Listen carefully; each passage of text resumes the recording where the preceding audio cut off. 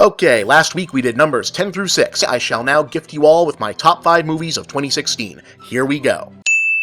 This Australian dark comedy starring the always incredible Kate Winslet kind of passed without too much notice on the international market, but it was a real riot and one of my favorite surprises of the whole year. The basic plot is kind of a riff on Friedrich Dürrenmatt's famous Swiss play The Visit, with Winslet as an enigmatic fashion designer who returns to the small Australian village she was driven away from as a black sheep decades earlier under extremely suspicious circumstances and undertakes a bizarre and convoluted scheme to learn the truth of her own half-forgotten origins and potentially exact a terrible vengeance, though for what is not immediately clear to her or anyone else. It's a fascinating, deliriously funny, and shockingly unpredictable farce, infused with an offbeat, uniquely Australian sense of humor that makes it hard to categorize but easy to love.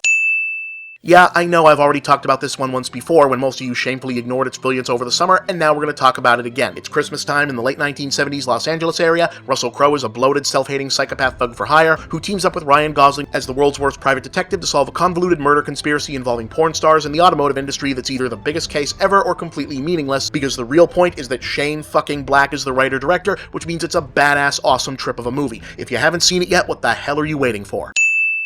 So here's a movie that's kind of like Boyhood, except stuff actually happens and they didn't need a long-form shooting gimmick to make you care. The result is profound, devastating, moving, and ultimately affirming in truly powerful ways, taking a small and relatively quiet story and turning it into one of the best films of the year. Utilizing 3 different actors all playing the same role at different intervals, the film tracks a single troubled boy from childhood to adulthood, zeroing in on a handful of key dates and moments to tell not only the story of one man's life, but also the broader story of how our environment does and does not shape our performative manifestations of race, sexuality, masculinity, emotion, strength, and vulnerability. To say much more would spoil a movie that's all about the gradual reveal, but the special note must be made of the supporting performances by Naomi Harris and Mahershala Ali. We'll be talking about this one for a long, long time.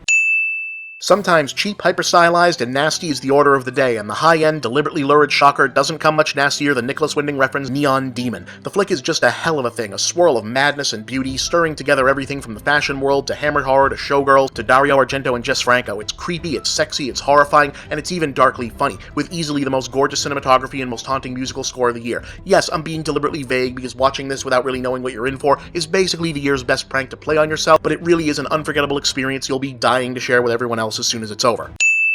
Holy fucking shit. This movie is just everything. I don't even know where to start. Chan-wook Park's devious reworking of Fingersmith into a period Korean-Japanese noir thriller was always going to be good. Some things are just meant to be, but The Handmaiden is a miracle movie. At once a taut thriller, a moody deconstruction of noir tropes, a creepy saga of captivity and sadism, a twisty, double-cross-laden puzzle box mystery, a sexy-as-hell, viscerally erotic exploration of forbidden passions, and improbably and ultimately uplifting, life-affirming, joyously sweet-natured love story, featuring the most iconic epic handclasp of unspoken solidarity shot in movie history since at least Predator.